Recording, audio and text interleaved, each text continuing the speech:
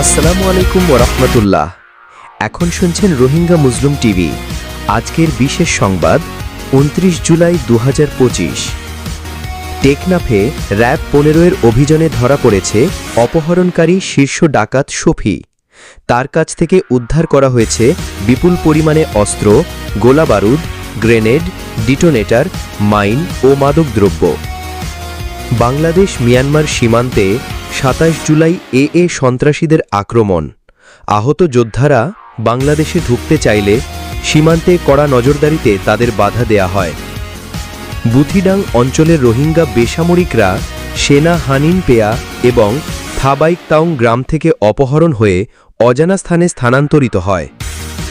১৫ জুলাই চুরি অভিযোগে আটক রোহিঙ্গা যুবকের লাশ ২৯ জুলাই পাওয়া গেছে।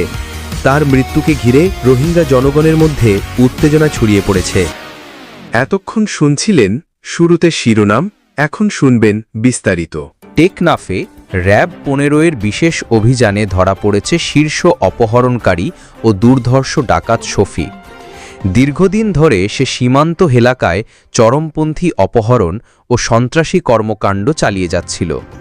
গোপন সংবাদের ভিত্তিতে র‍্যাব অভিযান চালিয়ে তার আস্তানা ঘিরে ফেলে এবং শফিকে গ্রেফতার করে। তার কাছ থেকে উদ্ধার করা হয়েছে বিপুল পরিমাণে অস্ত্র ও গোলাবারুদ, যার মধ্যে রয়েছে গ্রেনেড, মাইন, ডেটোনেটর ও আধুনিক আগ্নেয়াস্ত্র। এছাড়াও উদ্ধার হয়েছে প্রচুর পরিমাণে মাদক, যা সীমান্ত দিয়ে পাচার হবার প্রস্তুতি চলছিল। র‍্যাব জানিয়েছে শফি একটি সংঘবদ্ধ অপহরণকারী ও সন্ত্রাসী চক্রের মূল হোতা এবং এই অভিযান তাদের অপতৎপরতায় বড় ধাক্কা দিয়েছে। স্থানীয় মানুষ এই অভিযানে স্বস্তি প্রকাশ করেছে এবং র‍্যাবের কাছে আরও কড়া পদক্ষেপের প্রত্যাশা জানিয়েছে। ২৭ জুলাই বাংলাদেশ মিয়ানমার সীমান্তে সশস্ত্র বৌদ্ধ সন্ত্রাসী সংগঠন আরাকান আর্মি এক হামলা চালায়। সংঘর্ষে বেশ কিছু যোদ্ধা গুরুতরভাবে আহত হয়। আহতদের একটি দল সীমান্ত পেরিয়ে বাংলাদেশে প্রবেশের চেষ্টা করলে সীমান্তরক্ষী বাহিনী দ্রুত তৎপর হয়ে তাদের আটকে দেয়। সীমান্তে নিয়োজিত বিজিবি ও অন্যান্য নিরাপত্তা সংস্থা কড়া নজরদারি এবং টহল জোরদার করায় কোনো যোদ্ধা বাংলাদেশে প্রবেশ করতে পারেনি। চুরির অভিযোগে একজন ব্যক্তিকে আটক করে স্থানীয় প্রশাসন। স্থানীয় সূত্রে জানা যায়, ওই ব্যক্তির বিরুদ্ধে আনুষ্ঠানিক কোনো অভিযোগ দায়ের না করেই তাকে আটকে রাখা হয়েছিল। এরপর দীর্ঘদিন ধরে তিনি নিখোঁজ ছিলেন। পরিবারের সদস্যরা বারবার খোঁজ নিলেও সঠিক কোনো উত্তর পাননি।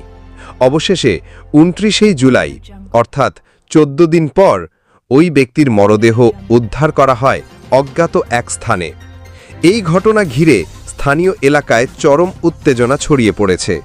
অনেকেই প্রশ্ন তুলছেন, একজন মানুষকে যদি চুরির অভিযোগে আটক করা হয়, তবে কেন তাকে নিয়মমাফিক বিচারের মুখোমুখি করা হলো না? কেন তাকে পরিবারের সঙ্গে যোগাযোগ করতে দেওয়া হয়নি? সাধারণ জনগণের মধ্যে এই মৃত্যুকে ঘিরে তীব্র ক্ষোভ ও সন্দেহ দেখা দিয়েছে। মানবাধিকার সংগঠনগুলো বলছে, এটি একটি বিচার বহির্ভূত মৃত্যু হতে পারে, যা আন্তর্জাতিক মানবাধিকার আইনের পরিপন্থী। প্রশাসনের পক্ষ থেকে এখনও পর্যন্ত কোনো আনুষ্ঠানিক ব্যাখ্যা দেওয়া হয়নি। এ ঘটনায় স্বচ্ছ ও নিরপেক্ষ তদন্ত দাবি করেছেন স্থানীয় নাগরিক সমাজ ও মানবাধিকার